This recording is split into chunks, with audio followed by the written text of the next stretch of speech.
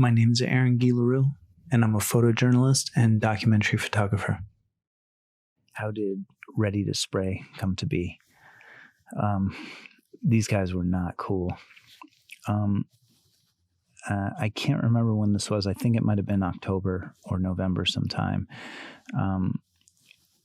But I had gotten up in the afternoon and after a long night, the previous night, and, got on, walked to Chimchachwe and caught the ferry over to Hong Kong Island. And as soon as I got into Causeway Bay, I walked basically right into this protest. And the very first thing that happened to me that day, even before I took a picture, was I got pepper sprayed. I had walked into a scene where a guy was getting arrested, and I think there's photos of this gentleman in this book. I know Adriel Telemontes took a picture he entitled "I Did Nothing" after what the man was shouting after being arrested by the police. These two officers in the photo are part of the aftermath of that arrest. That man's arrest had so incensed the crowd that the police found themselves surrounded. So they just started pepper spraying everybody.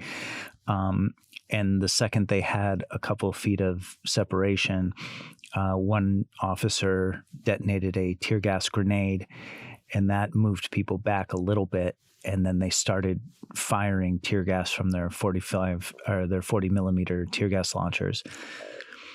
It was so chaotic and so sudden that this group of riot police ended up tear gassing another group of riot police just across the block and around the corner who they didn't know were there and who were not prepared for the gas.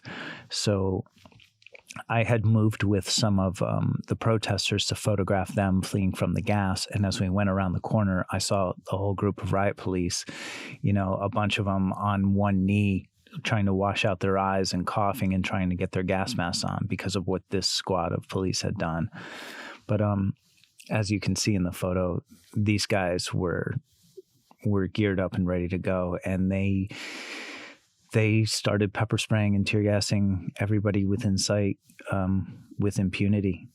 It didn't matter. They sprayed the press, they sprayed people, they sprayed protesters, they sprayed normal citizens, shop owners.